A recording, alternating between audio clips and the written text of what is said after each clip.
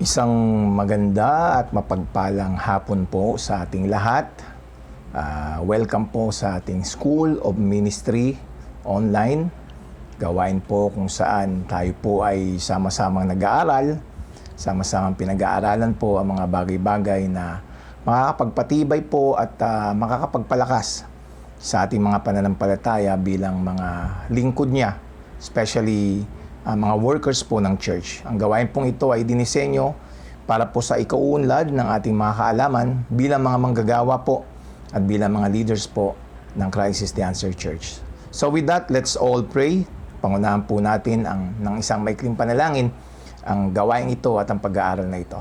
Hallelujah. Let's all close our eyes, and Lord, we are thankful and grateful, Lord, for this opportunity na patuloy po ninyo ibinibigay sa amin, na kahit po sa ganitong kaparaanan, kami po ay sama-samang nakakapag-aral, sama-samang nakakapagpaunlad o sama-sama, Panginoon, na gumagawa ng paraan upang mapaunlad namin ang aming pananampalataya at lalo pong maging matatag at mahubog, Panginoon, ang aming paglilingkod sa inyo.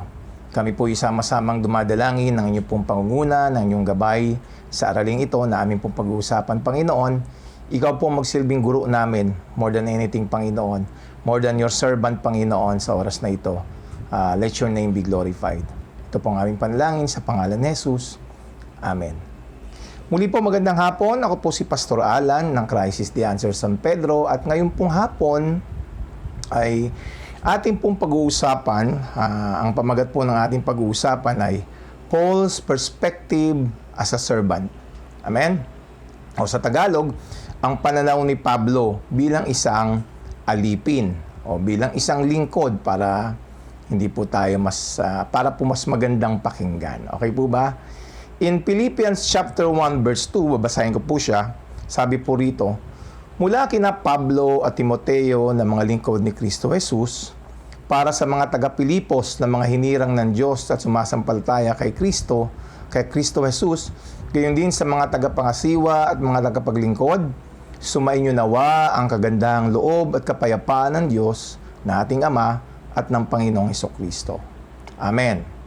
Natatangi po ang pagbating ito ni Pablo sa kadahilan ng binanggit po niya na siya at si Timoteo ay mga alipin, mga lingkod. Na word na lingkod po dyan sa ibang salin ay slaves o bondservants ni Christ. Alam nyo, hindi po pangkaraniwan na sabihin ng isang alagad ng Panginoon o ng isang apostol, lalo ng isang apostol, na siya ay slave ni Christ in the New Testament. Kasi po may negative na kaugnay yun na pag sinabing slave, medyo negatibo po ang dating sa kanila. Pero si Paul, binanggit niya yon, siya ay isang servant o isang slave. Ganon din naman si James, mababasa niyo sa James 1 verse 1. Yan ang mga pambungad na pananalita niya. Ganon din si Pedro, binanggit din niya na siya ay isang alipin ni Kristo. Si Jude ay ganon din po, at si John sa Revelation chapter 1 verse 1. Pero ang magkaroon po ng kaisipan, magkaroon po ng pananaw ng isang servant ay isang tunay na kakaiba o unique, sabi nga. Because servanthood is such a fundamental element o pangunahing bagay sa ating relationship kay Jesus Christ at sa kanyang iglesia. Let us all attempt to demonstrate how the servant spirit should impact our lives in very practical ways. So ngayong hapon po, ikukonsidera po natin ang ilang mga sumusunod na biblical text at ang mga nakapaloob na instruction patungkol po sa servanthood or being a servant. Okay? Especially being a slave for Christ. So number 1, sabi po rito, a slave thinks in terms of stewardship and not ownership. Okay? Ang kaisipang mayroon ang isang alipin ay dapat ay sa pangangasiwa at hindi po sa pagmamay-ari. Okay po ba? Basahin po natin ang Genesis chapter 39 verse 4 to 10. Ito po ay may kaugnayan kay Jose o kay Joseph. Sabi po dyan, kaya ginawa niya itong katiwala sa bahay patungkol po kay Jose at sa lahat niyang ari-arian. Mula noon, dahil kay Jose ay pinagpala ni Yahweh ang buong sambahayan ni Potifar, pati ang kanyang mga bukirin. Ipinagkatiwala ni Potifar kay Jose ang lahat maliban sa pagpili ng kanyang kakainin. Si Jose ay matipuno at magandang lalaki. Dumating ang panahon na pinagnanasaan siya ng asawa ni Potifar. Sinabi nito, "Sipingan mo ako." Tumanggi si Jose at ang sabi, "Panatag po ang kalooban ng aking Panginoon sapagkat ako'y narito." Ginawa niya akong katiwala at ipinamahala niya sa akin ang lahat sa bahay na ito, maliban sa inyo na kanyang asawa. Hindi ko po magagawa ang ganyang kalakihang kataksilan at pagkakasala sa Diyos. Hindi pinapansin ni Jose ang babae kahit araw-araw itong nakikiusap na sumiping sa kanya. Amen? Ang salita pong ginamit ni Jose ay yung salitang steward, okay? Pamamahala o tagapamahala, sabi niya. Ang salitang steward po ay may malapit na kaugnayan sa salitang slave o alipin. Sabi nga, a steward is a slave. A steward does not own possession. He is entrusted with the care of his master's possessions. Ibig sabihin, hindi po siya nagmamay-ari. Siya po ay pinagkatiwalaan ng mga ari-arian ng kanyang Panginoon. Nasa tagpong ito at sa talatang ito ay yung pong si Potifar. Okay po ba? Si Jose po ay pinagkatiwalaan na mamahala o mag-manage, isa pong kahulugan ng steward ay ganon, na mga pag-aari po ni Potifar o ng kanyang master. Now, nung siya po ay pinipilit o sinisidyus nung asawa ni Potifar, parang ang pagkakataong ito ay parang ino-opera niya si Jose na maging possession niya. Okay po ba? Sabi nga rito, when Potiphar's wife sought to seduce Joseph, she offered him the opportunity to possess her. Okay? He responded. Now, si Joseph responded by reminding his master's wife, pinaalalahanan niya yung asawa ni Potiphar, that he was a slave. Ako po ay isang slave. He did not own what belonged to his master. He was entrusted with his master's things. Yun po yung pinaalala niya dun sa babae. Sabi nga, the one thing that was not entrusted to him was Mrs. Potiphar. Okay po ba? For him, para kay Joseph, for him to possess Mrs. Potiphar would have been to sin against God and to violate his role as his master's slave. Joseph acted righteously by acting like the slave that he was. He did not seek to own that which was not his. Yung pong katangi-tangi kay Joseph, di ba? Pinaliwanag niya, sinabi niya dun sa asawa ni Potiphar na ako ay pinagkatiwalaan ng iyong asawa. Ibig sabihin parang kung ikaw ay aking papatulan, yung word na gano'n di para kung binayolate yung aking role bilang isang master slave o master servant.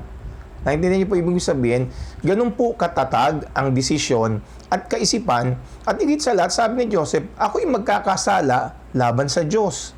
Napakaganda pong katangian ni Joseph na pwede po nating sabi nga, ma-emulate, sabi nga. Sabi rito, it is a common temptation for slaves to wish to possess those things that belong to their master. Pangkaraniwan daw po, o madalas, sa mga alipin, wini-wish nila o minsan pinapangarap nila na mahawakan o mapossess nila, maging kanila, yung mga bagay na nasa kanilang mga Panginoon o nasa kanilang mga master. Alam niyo po, kasi merong spiritual significance po yung ganung bagay. Kasi po si Satan bilang isang ilustrasyon, nung siya po ay magkasala o nang siya po ay ma-fall, ay ganun po yung kanyang kaisipan. Lucifer, yung una niyang pangalan nun, was not content to serve his master. He wanted to be the master. Yun po si Lucifer. It must also be the reason, siguro ito rin yung dahilan kung bakit pinipilit niyang tuksuin ang Panginoong Hesus sa pamagitan ng mga bagay na ginawa niyang panunukso. Parang sinasabi rito, parang gusto niyang tuksuin si Lord Jesus na gawin siyang master nito. Okay? Now, a slave does not think in terms of what he owns, but in terms of what belongs to his master. Alam niyo po, ang tunay na slave ay ang iniisip niya ay hindi mga bagay na nasa kanya, kundi yung mga bagay na nasa kanyang mga Panginoon. At best, he is a steward of his master's possession. So, slave should not think in terms of ownership, but in terms of stewardship. So yun po dapat ang maging kaisipan ng mga slave. Ang kanyang iniisip palagi ay yung mga bagay na ipinagkatiwala sa kanya ng Panginoon, ng kanyang Panginoon, at kung paano niya ito mapapamahalaan. Ganun po ang isang katangian ng slave. He does not think in terms of what he owns. Hindi yung mga bagay na pwede niyang ariin, kundi yung mga bagay na pag-aari ng kanyang master. And as a slave of Christ, dapat ganun din po tayo. Ang iniisip natin ay yung mga bagay na ipinagkatiwala sa atin ng Panginoon bilang kanyang mga lingkod o bilang kanyang mga alipin dito sa lupa. Amen?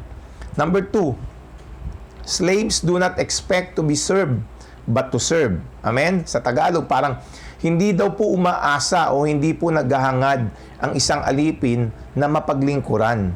Bagkus, siya ang naglilingkod. Okay po ba? He never desired to be served but to serve. Amen po ba?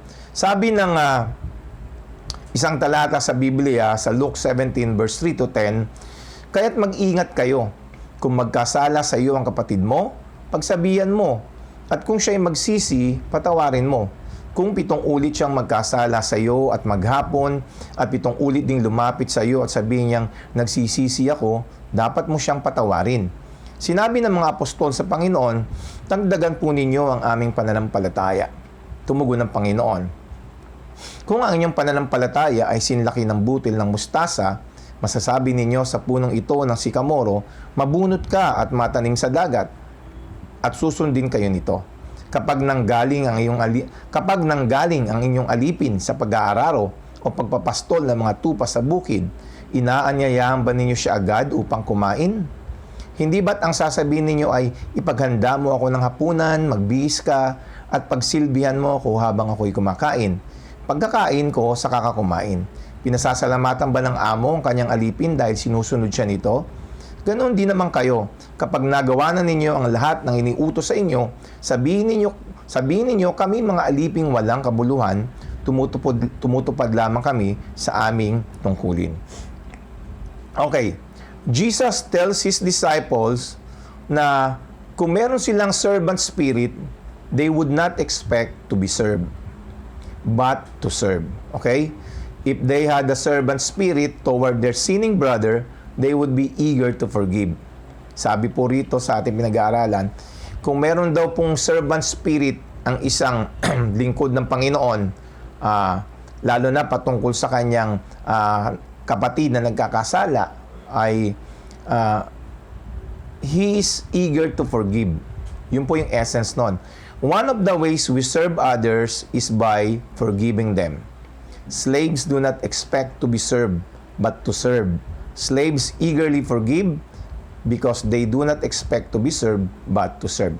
Sa isa pong slaves, madali sa kanya magpatawad kasi ang kanyang kaisipan, hindi ako dapat ang pinaglilingkuran, kundi ako dapat ang naglilingkod. Kaya nga, madali po sa isang alipin ang magpatawad kasi ang nature niya ay, nagiging nature niya ang magpatawad dahil sa kanyang kalagayan. Kaya nga, sabi rito, he doesn't expect to be served, but to serve. Amen?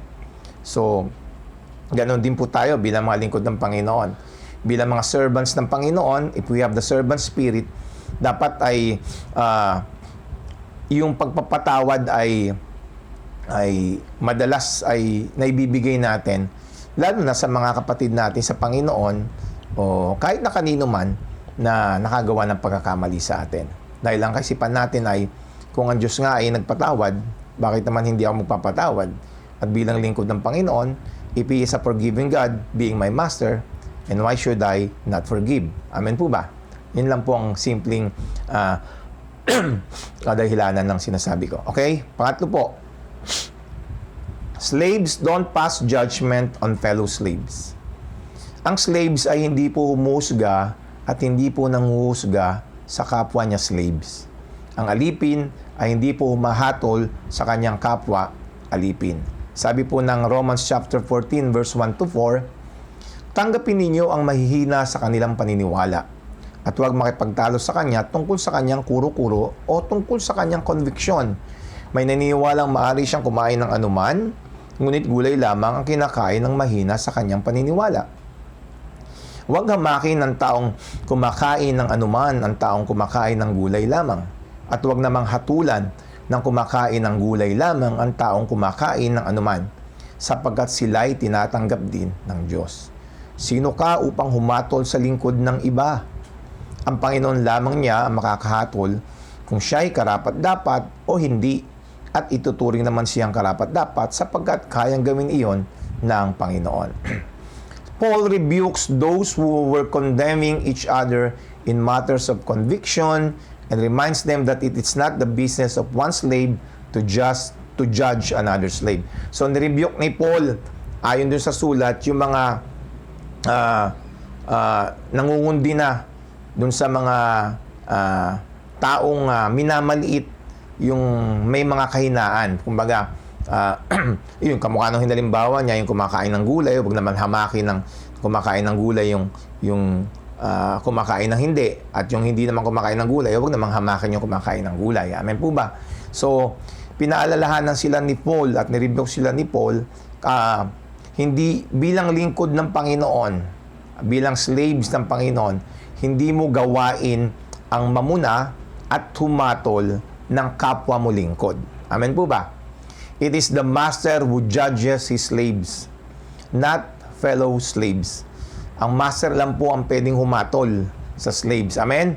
Once again, sabi nga, yung temptation po minsan ng mga slave is to think and act like a master rather than as a slave. Slaves do not judge their brethren in matters of conviction.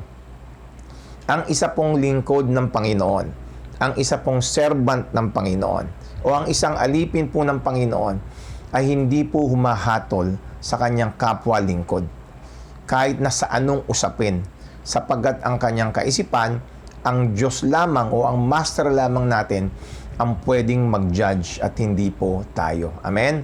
Slaves do not judge their brethren in matters of conviction because God is the judge of all. Amen? Kaya nga sabi nung talata, sabi ni Pablo, sino ka para humatol sa iba? Amen po ba? So, ganun din po tayo bilang isang slave. If we look, kung tinitingnan natin ng ating mga sarili, na alipin ng Panginoon, lingkod ng Panginoon, dapat matutunan po natin na tignan ng iba ng mas,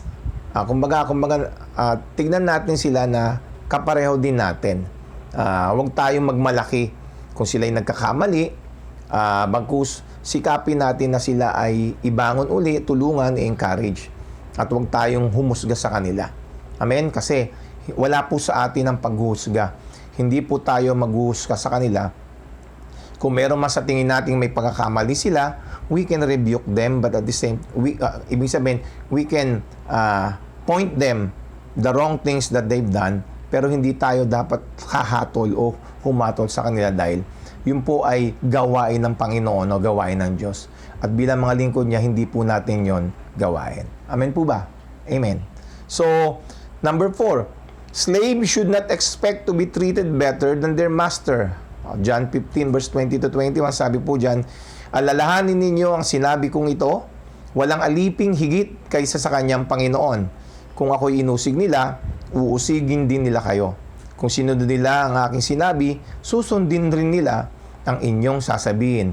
Subalit, ang lahat ng ito ay gagawin nila sa inyo dahil sa akin, sapagkat hindi nila kilala ang nagsugo sa akin. Hindi daw po dapat umaasa at asahan o hindi dapat asahan ng isang alipin na sila ay tatratuin ng mas mabuti kaysa sa kanilang Panginoon. Which is true. Tama po ba? Bilang slave, ba't ka mag-expect na ikaw ay tatratuin ng iyong pinaglilingkuran? So, a slave should not expect to be treated better than their master. Sabi nga ni Jesus,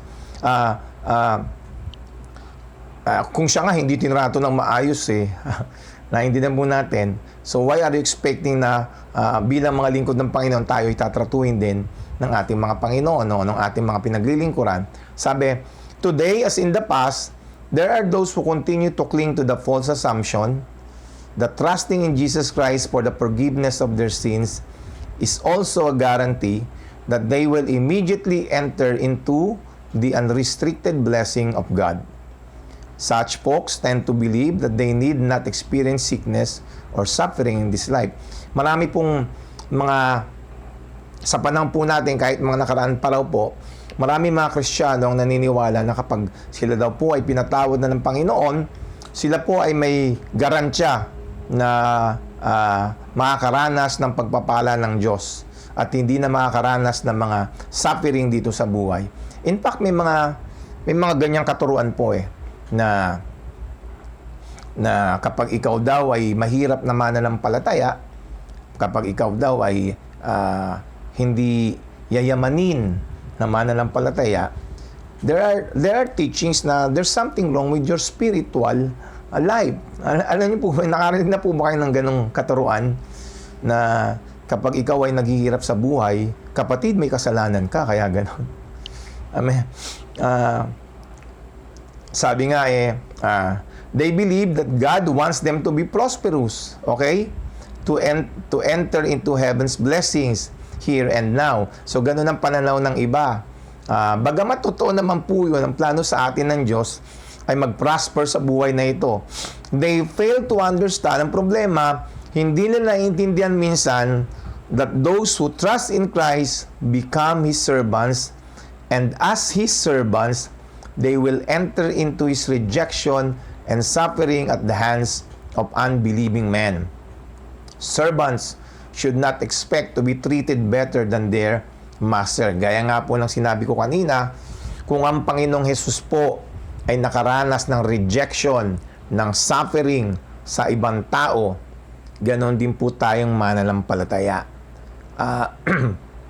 Bagamat mabuti po sa ating mga kaisipan na ang pangako sa atin ng Diyos, tayo po ay pagpapalain. Pero hindi po ibig sabihin nun ay hindi na tayo makakaranas ng mga bagay na naranasan ng Panginoon bilang ating master. Hindi niyo po ibig sabihin.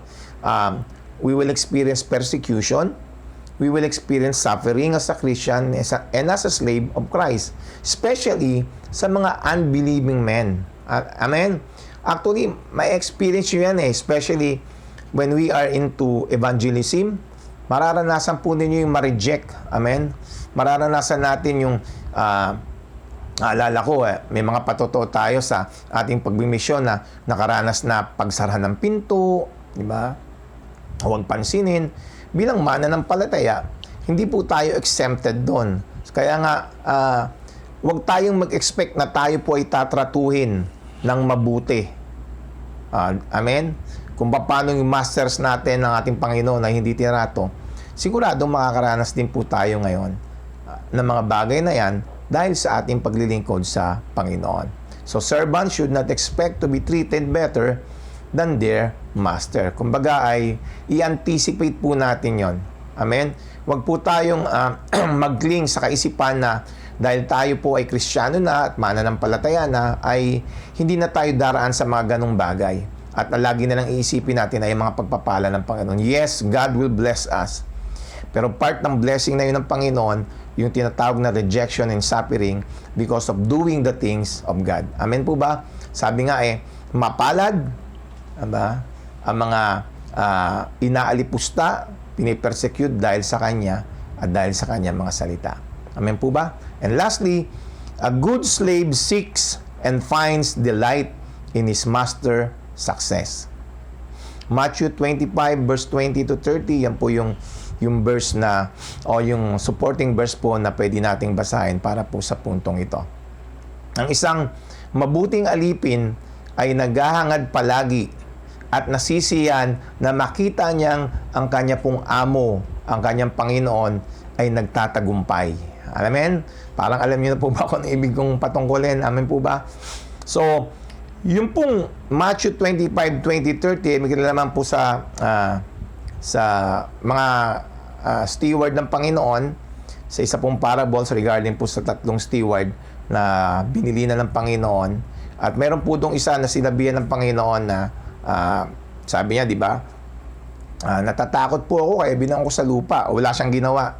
Di ba? Sabi ng Lord sa kanya, tamad at walang silbing alipin Hindi, alam niyo po kung ano ibig sabihin, kung babasahin niyo po yan po ay tumutungkol sa the parables of the talents. Now, kung titingnan po natin ng atensyon natin dun sa attitude nung huling servant na pinagkatiwalaan ng talents ng Panginoon, o talent ng Panginoon.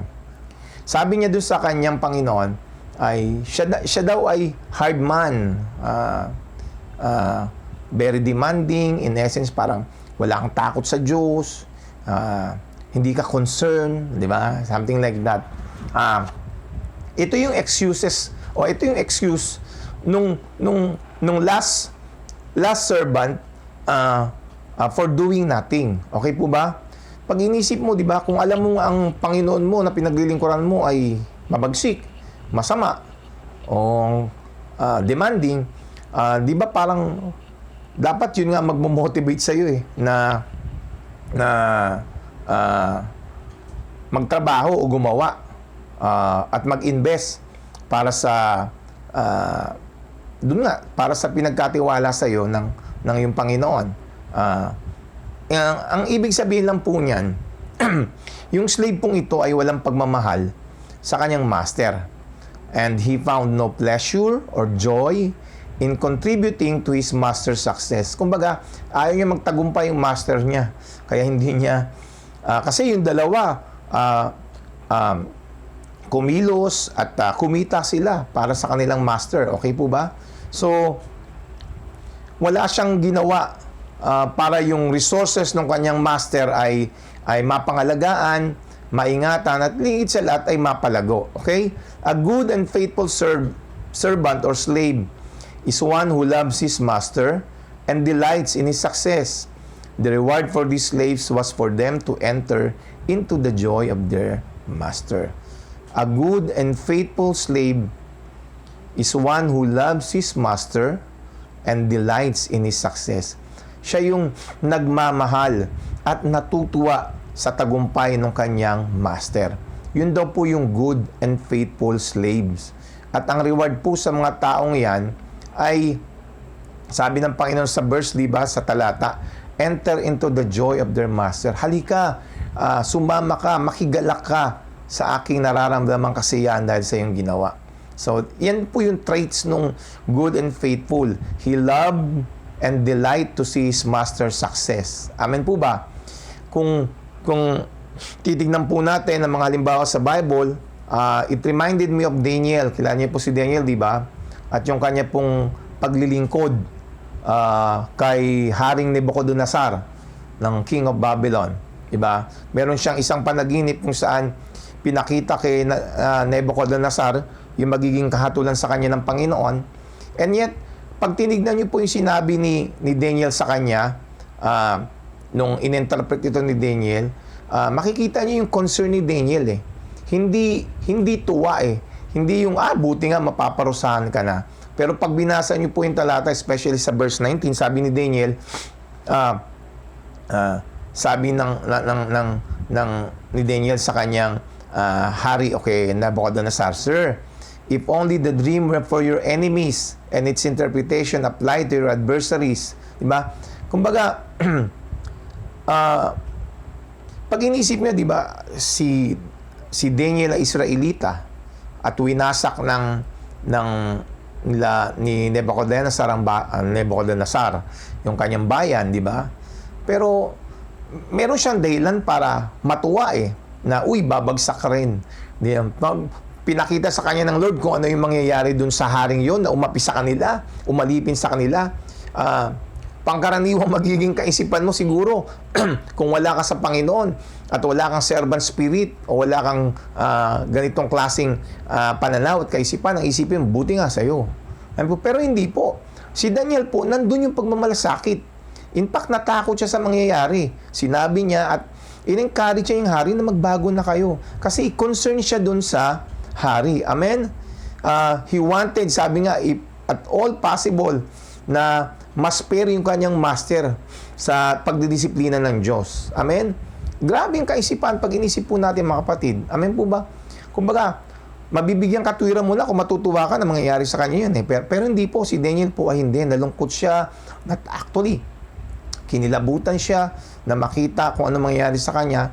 And because of his love and his concern sa kanyang master, sinabi niya to at in-encourage niya at sinabihan niya na magbago na po kayo para hindi niyo po maranasan yung bagay na ito mula sa Panginoon. Amen? Bakit ginawa ni Daniel? Kasi concern siya eh. Ayaw niyang may mangyaring masama sa kanyang Panginoon. Amen?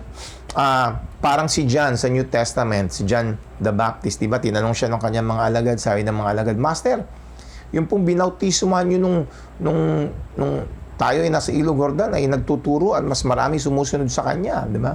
Ano sagot ni John the Beloved? Ni John, sabi sa kanya, okay lang yun. Ano ko lang po okay lang yun. Kasi, di ba sinabi ko naman sa inyo, hindi ako yung tinestify ko sa inyo na hindi ako yung Christ. Amen? Sabi nga sinabi niya ron, I have been sent before him. The one who was the bride is the bridegroom, the friend of the bridegroom who stands by and listens for him, rejoices greatly when he hears the bridegroom's voice. This then is my joy, and it is complete. He must become more important while I become less important. Amen? So, hindi po masyadong dinala ni John yun. In fact, natuwa pa siya dahil nakita niyang lumalago ang ministeryo ng Panginoon at natutuwa siyang nagamit siya ng Lord para iprepara ang gawain ito ng Panginoong Jesus. Amen? Kahit na nagiging successful si Jesus o yung ministry ni Jesus during those times, wala pong pagkaingit sa kanya bagkus kagalakan na makita na nagtatagumpay ang gawain ng Panginoon. Amen po ba? John was a true slave who found his joy in serving God and in fulfilling his mission of magnifying Christ. A slave should love his master and seek as much as possible to embrace his goals, his perspective, and his success. Such a slave will work hard for his master's success, whether or not his master is present. Sabi nga, yung tunay daw pong nagmamahal sa master, sa Panginoon, ang hinahanap niya lagi ay yung mayakap niya yung goal, yung perspective at yung success ng kanyang master.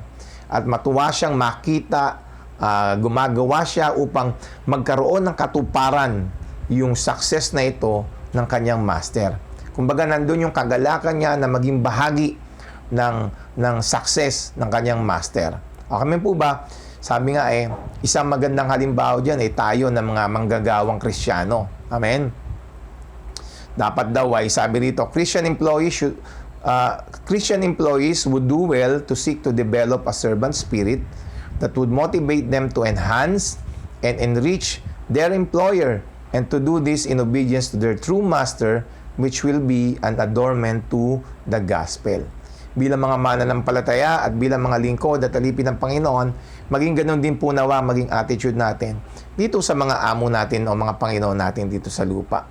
Magkaroon tayo ng nasain na ibigay ang pinakamainam, pinakamabuti para maging successful kung ano man po yung trabaho o businesses na kung saan kayo po ay naglilingkod bilang mga laborer ng isang kumpanya. Amen? Bilang mananampalataya, ano sabi ng Ephesians chapter 6 verse 5 to 8? Mga alipin, sundin ninyo ang inyong mga amo dito sa lupa na may buong katapatan, takot at paggalang na parang si Kristo ang siya ninyong pinaglilingkuran. That must be our attitude in serving others, especially non-believers na mga employer natin. Amen po ba?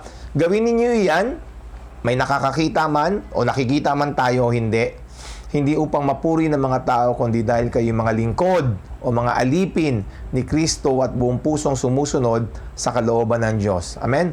Doing these things, sabi rin ng talata, ay pagsunod sa kalooban ng Panginoon.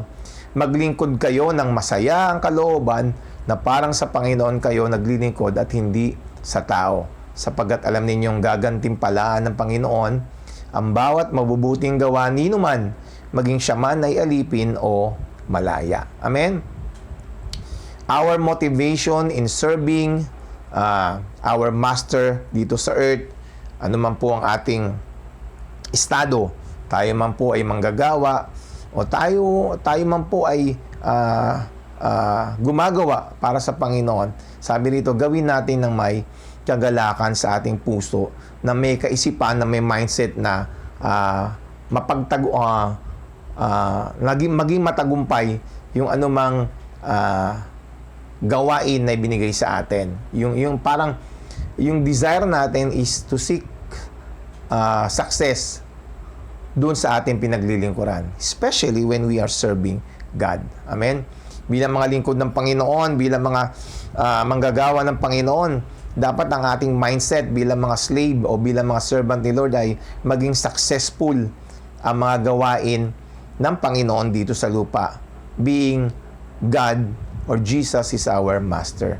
So ano man po yung gawain inaatang sa atin, lalo na po sa mga gawain sa iglesia, matuto po tayong tignan ito at sikapin natin na gawin ang mga bagay na pinagkatiwala sa atin na may kagalakan at may motivation na gawin ito upang maging successful yung gawain na iniatang sa atin. Amen po ba? Sabi sa 1 Timothy chapter 6 verse 1 to 2, ang mga alipin ay dapat magpakita ng buong paggalang sa kanilang mga amo upang walang masabing masama laban sa pangalan ng Diyos at sa ating aral.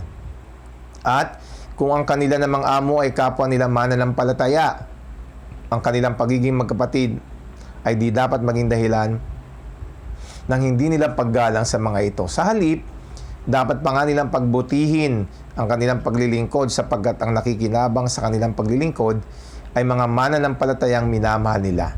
Ituro mo't ipatupad ang mga bagay na ito. O, amen. Ang paalala po, lalo na pag Christian ng mga amo natin, huwag natin gawing dela, Kristiyano naman ang amo ko Kristiyano naman ang boss ko relax lang tayo, hindi po. Mas lalo po tayong magpursige na maglingkod sa kanila, lalo na kung sila ay kapatid natin sa Panginoon. Kumbaga, maging kaisa tayo upang magtagumpay sila. Maging kaisipan natin na sila ay maging matagumpay. Dahil ang tagumpay nila ay magiging tagumpay din natin. Amen? So, sabi nga dyan sa aking huling sinulat o sinabi dyan, do not suppose that yours is the choice of whether or not to be a slave. Your choice and mine is whom we will serve as a slave. We will be slaves. The question is to whom? Kanino ba tayo magiging slaves? Maging slaves po tayo sa Panginoon. Maging servant po tayo ng Panginoon. At matutunan po natin maging masipag, masaya, may kagalakang na naglilingkod sa Panginoon at may hangarin na makitang maging matagumpay ang anumang gawain ng Panginoon kung saan doon po tayo naglilingkod. Amen? Ito po ay para sa ating lahat ng mga manggagawa. Ito po ay isang paalala sa atin na maglingkod o mag-serve tayo as a slave para sa Panginoon. Amen? Kung tayo po ay pinaglingkuran ng Diyos, sabi nga, kung ang Panginoong Hesus nga ay nagpakumbaba, naging slaves para mapaglingkuran tayo na mga lingkod niya ay maging ganoon din dapat sa Kanya. Maging slaves tayo ng lahat. Hindi naman po sa paraang tayo po ay sobrang, ibig ko sabihin, wag naman po masyadong drastic. But let's have a servant spirit in our heart in everything that we do, sa tao man at lalo tigit sa Panginoon. Manatili po sa puso natin na yung kaisipan at yung pananaw na tayo po ay tinawag ng Panginoon, na tayo po ay lingkod ng Panginoon, na tayo po ay mga servant ng Panginoon, at tayo po ay pinagkatiwalaan ng Panginoon. Amen? Wala na pong makahihigit o wala na pong kagalakan, magiging matinding kagalakan sa puso natin na sa pagdating ng huling panahon, makasama tayo ng Panginoon, ang maririnig natin mula sa kanyang mga labi ay, well done, good and faithful servant. Amen? So, I hope and I pray. No, I'm not hoping. I'm praying and I'm declaring na ang ating pumaikling aralin na ito ay magsilbing pong hamon sa atin magsilbing motivation natin at inspirasyon natin upang tayo po ay patuloy na maglingkod sa ating Panginoon. Marami pong salamat. Tayo pong lahat ay manalangin muli. Ama naming Diyos, salamat po sa mga aral at katuruang ito, Panginoon, na nagpapaalala sa amin ng aming katayuan sa inyong harapan. Yes, we are slave of Christ. Kami po ay mga lingkod, kami po ay mga alipin ninyo, Panginoon. At bilang mga alipin ninyo, Panginoon, tulungan nyo kami na mai-apply namin ang mga bagay po na aming natutunan sa aming paglilingkod sa inyo. At mag-flow po ito, hindi lamang sa paraan ng paglilingkod namin sa inyo, Panginoon, kundi maging sa paglilingkod namin sa iba. Nawa, Lord, yung mga principle na itinuro nyo sa amin, yung mga perspektibong ito na itinuro sa amin sa pamamagitan po ng mga talata na binasa namin, Panginoon, ay magsilbing guide namin, Panginoon, kung paano namin ititreat ang mga sarili namin bilang mga lingkod at alipin ninyo, Panginoon, sa harap ng ibang tao at lalo higit sa lahat, sa harapan po ninyo, Panginoon, at sa ministeryo pong ipinagkatiwala ninyo sa amin. Marami pong salamat, Panginoon. Muli po, dalangin ko po ang inyong pong pagpapala at yung biyaya na patuloy na sumagana po sa buhay ng bawat isa ng mga lingkod ninyo sa tanging pangalan ni Jesus. Amen. Muli po, magandang salamat po. Marami pong salamat sa inyo. To God be the glory.